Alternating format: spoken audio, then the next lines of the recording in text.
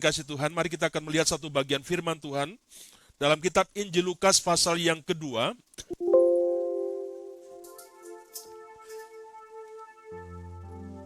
Injil Lukas pasal yang kedua. Kita tidak akan membacakan semua Bapak Ibu. Tetapi saya akan membacakan satu ayat saja. Dan nanti Bapak Ibu bisa perhatikan di rumah masing-masing. Dalam Lukas pasal yang kedua, ayat 8 sampai dengan 20. Kita hanya merenungkan satu ayat di dalam ayat yang ke-14. Mari saja untuk kita membaca bersama-sama. Demikian bunyi firman Tuhan. Kemuliaan bagi Allah di tempat yang maha tinggi, dan damai sejahtera di bumi, di antara manusia yang berkenan kepadanya. Kemuliaan bagi Allah di tempat yang maha tinggi, dan damai sejahtera di bumi, di antara manusia yang berkenan kepadanya. Seharusnya Natal itu membawa sukacita, membawa kegembiraan kepada setiap kita.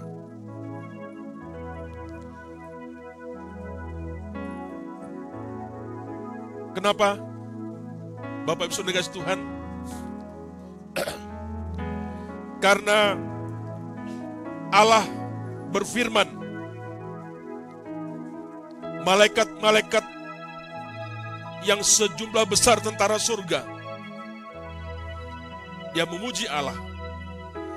Inilah satu kabar sukacita bagi kita manusia. Kabar baik yang kita baca hari ini Bapak Ibu adalah kabar yang mengandung kebaikan, kabar yang mengandung kebenaran, yang secara universal, yang umum. Kabar itu begitu agung, kabar itu begitu berkuasa, menjadi satu-satunya jawaban terhadap persoalan mendasar daripada manusia. Apa permasalahan, apa persoalan yang mendasar dalam kehidupan manusia? Manusia di dunia ini Bapak Ibu dikasih Tuhan punya banyak persoalan. Walaupun yang kita alami berbeda-beda satu dengan yang lain, namun ada satu persoalan yang pasti kita miliki, yang pasti kita sadari, ataupun yang tidak kita sadari oleh setiap kita manusia, yaitu yang dinamakan dengan dosa. Dosa bukan hanya sebuah perbuatan yang merugikan dan jahat, tetapi juga pemberontakan kepada Allah dalam pelanggaran-pelanggaran hukumnya. Akibatnya apa yang terjadi? Maka gambar dan rupa Allah di dalam diri kita manusia mengalami sebuah kerusakan. Dan kerusakan itu tergambar jelas dalam seluruh perbuatannya. Kita tahu dosa mendatangkan sebuah ketakutan. Dosa mendatangkan sebuah penderitaan, sebuah kematian. Dan pada akhirnya, sebuah penghakiman. Dosa telah menjadi sebuah pokok persoalan yang memisahkan, yang melemparkan kita manusia jauh daripada sang hadirat Allah, sang pencipta. Sebab manusia tidak dapat lagi tinggal dengan Allah yang suci, yang kudus seperti itu. Dosa kita tahu adalah jurang pemisah yang lebar dan dalam di antara manusia dengan sang pencipta. Dalam pembacaan kita hari ini, Lukas 2:8-20, itu menggambarkan sebuah narasi, ya, yang bentangan jurang dosa yang tak terperi, yang tidak terjembati. Tetapi Bapak Ibu, ada sesuatu yang sangat baik. Apa itu? Dalam semarak kabar yang gembira, ya, yang diterima oleh gembala-gembala, malaikat utusan Allah yang kita baca dalam ayat yang ke-13 menyampaikan sebuah berita kesukaan bahwasanya juru selamat dunia telah datang. Apakah kedatangan Kristus ke dunia ini pada 2000 tahun yang lalu, apakah membawa sebuah sukacita? Apakah ini suatu kabar kegembiraan bagi setiap kita, orang manusia yang sudah berdosa seperti kita ini? Kita tahu Mesias sudah dan lama dinantikan oleh orang Yahudi. Mereka meskipun mereka tinggal di tempatnya sendiri, tetapi sekian lama dalam sejarah mereka hidup di bawah pemerintahan jajahan daripada Romawi, sehingga membuat mereka menderita. Mereka merindukan sebuah kebebasan, mereka mendapatkan sebuah keselamatan, mendapatkan sebuah jaminan maupun yang rohani seperti itu.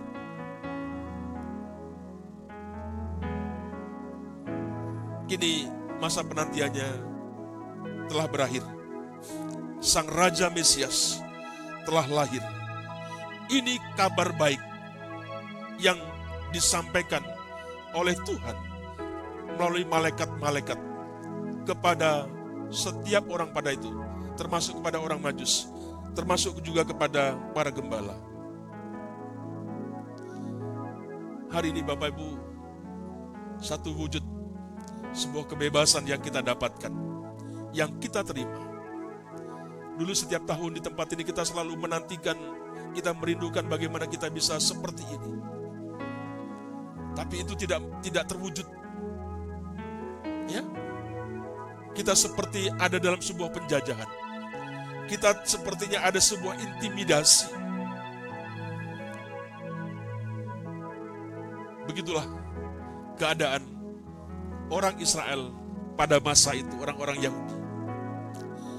Bapak Ibu dikasih Tuhan, seperti apa yang kita baca tadi. Dikatakan di sana sejumlah bala tentara surgawi memuji-muji Allah segera setelah kabar baik dinyatakan. Ketika kabar baik itu disampaikan, maka malaikat surga, maka orang-orang Majus, maka para gembala, ya, dan semua orang yang mendengar berita kabar baik, mereka bersukacita, mereka memuji Tuhan, bersukacita seperti hari ini kita di tempat ini. Sehingga dikatakan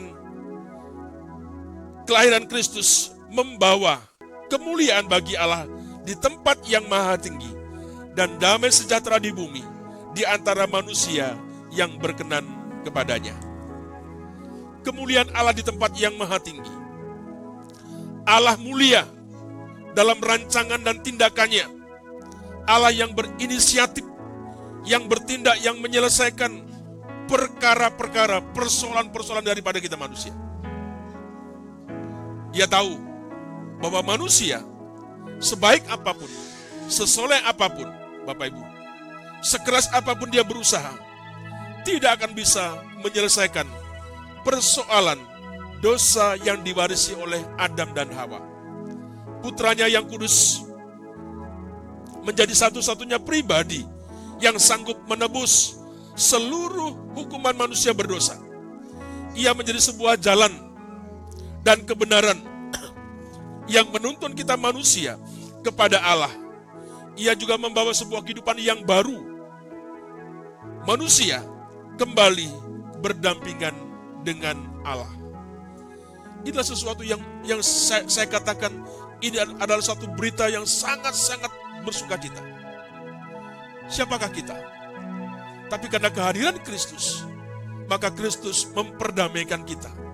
Kita bisa bersama-sama dengan Allah. Kita bisa berdekat dengan Allah. Kemuliaan Allah di tempat yang maha tinggi itu dikerjakan dalam sebuah kerendahan yang serendah-serendahnya, ya. Pengorbanan itu dimulai bukan pada waktu penyalipan Kristus, tetapi waktu perjalanan penjelmaannya ke dalam wujud manusia. Ia dengan sengaja lahir melalui sebuah keluarga kecil dan terbaring dalam sebuah palungan. Hal ini yang lebih jauh dari kata sederhana untuk menyatakan sebuah totalitas perendahan dirinya yang luar biasa. Dia adalah Raja. Dialah Allah penguasa. Dia yang mempunyai alam semesta.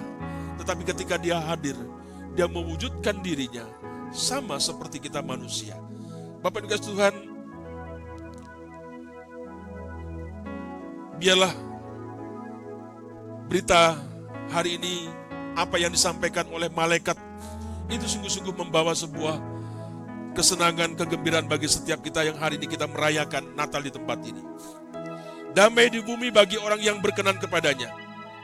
Kelahiran Yesus Kristus membawa damai sejati di bumi bagi yang berkenan kepadanya. Damai yang sejati tidak tergoyahkan oleh apapun.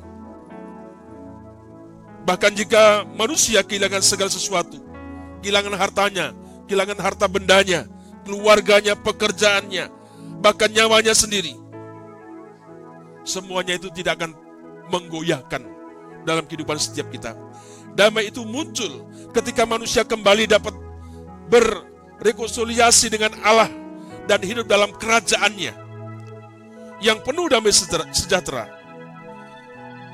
Damai itu sekali lagi Bapak Ibu Tuhan, dengan sengaja ia peragakan seperti terang cahaya malaikat terang yang menembus menerangi pekatnya malam di padang penggembalaan.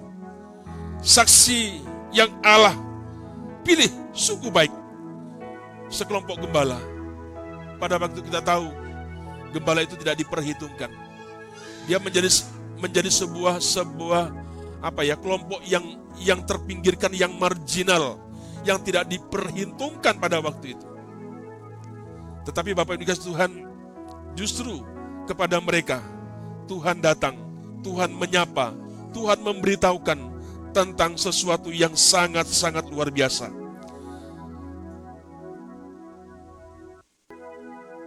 Bapak Ibu, kalau kita memperhatikan dengan gembala di sini, bagaimana tidak? Gembala dengan tingkatan sosial kemasyarakatan Yahudi pada waktu itu yang berada sangat rendah, setara dengan pemungut cukai, ya, setara dengan pelacur. Tapi herannya, ketika berita sukacita itu datang, justru datang kepada orang-orang yang seperti ini, seperti digambarkan, setara dengan pelacur, setara, ya, Bapak Ibu. Kita tidak bisa membayangkan. Kalau kemarin kita merenungkan, kalau Tuhan berkata, Tuhan itu baik, God is good, itu benar. Tuhan tidak memandang siapapun kita. Ini satu bukti orang-orang yang terpinggirkan dan status sosial, justru Tuhan menemui akan setiap mereka. Bapak bisa bayangkan, memang siapa yang bisa berjumpa dengan malaikat? Siapapun tidak bisa. Seorang begawan pun, ya, seorang pamung raja atau pejabat negara pun tidak mendapatkan sebuah kehormatan yang seperti ini. Tapi para gembala didatangi sama Tuhan. Dia bertemu kepada setiap mereka.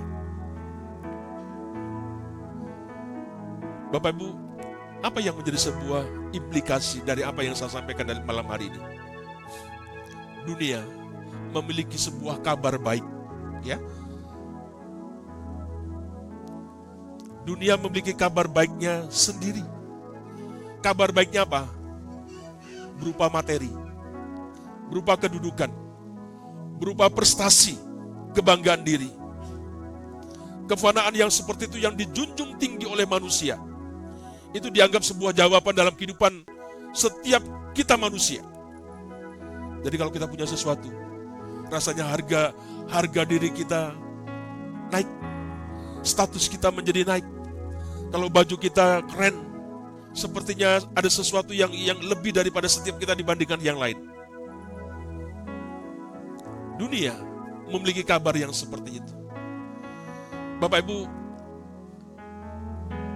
faktanya, semua itu terbukti tidak mampu menjawab persoalan di dalam kehidupan kita manusia.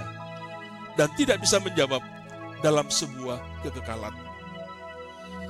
Kabar baik itu akan menjadi sungguh baik jika kita mau menerima Kristus. Jika tidak, dunia hanya merayakan sebuah kabar yang katanya baik. Sebab itu gereja ini mengundang Bapak Ibu, membawa suamimu, membawa istrimu, membawa anak-anakmu. Saya berharap kau jangan menjadi penghalang untuk mereka datang kepada Tuhan. Ya, Tuhan tidak memperhatikan siapa mereka. Satu contoh yang saya paparkan tadi, seorang gembala dengan setara yang seperti itu, dia sangat-sangat memperhatikan. Mari Bapak Ibu dikasih Tuhan, biarlah narasi Lukas ini juga menjadi ingatan akan kelamnya masa silam yang sekarang diterangi oleh kasih ilahi. Hendaknya dunia kita sadar untuk berterima kasih, karena hidup kita saat ini adalah sebuah anugerah semata. Kalau hari ini kita ada, kalau hari ini kita bisa, kalau kita hari ini bisa seperti itu bukan karena sesuatu yang ada pada kita, tetapi benar-benar itu sebuah anugerah semata-mata yang diberikan Tuhan kepada kita. Bukan karena pendetamu, bukan karena majelismu, bukan karena kita, tetapi itu sebuah kepercayaan yang Tuhan berikan kepada setiap kita.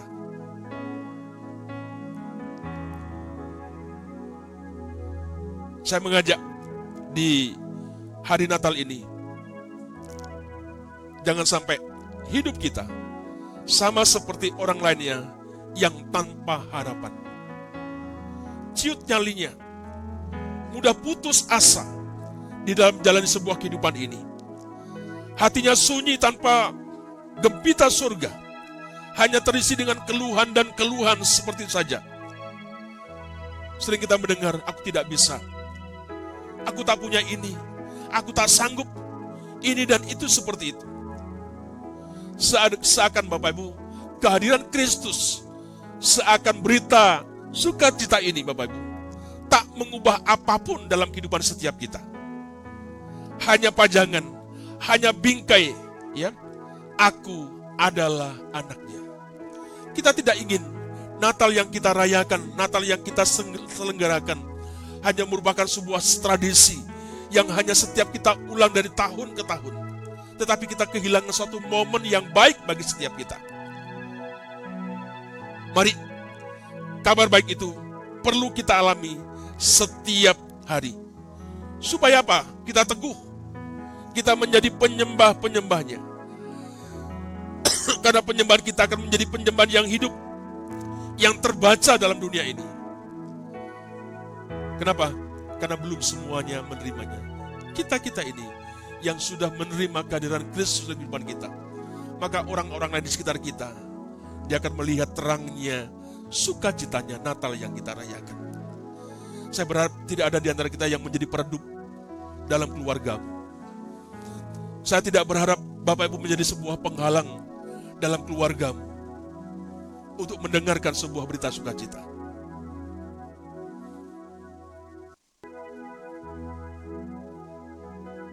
Mari alami kabar baik itu. Bawalah itu kepada keluargamu, kepada temanmu, kepada rekanmu, kepada tetanggamu. Mungkin kau punya followers, sampaikan kepada mereka. Mungkin masyarakatmu, sekupnya yang dunia kau bisa menyampaikan seperti itu.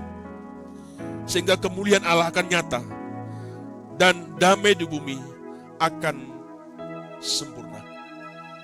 Biarlah sukacita Natal, berita suka itu sungguh-sungguh membawa kesukaan bagi kita.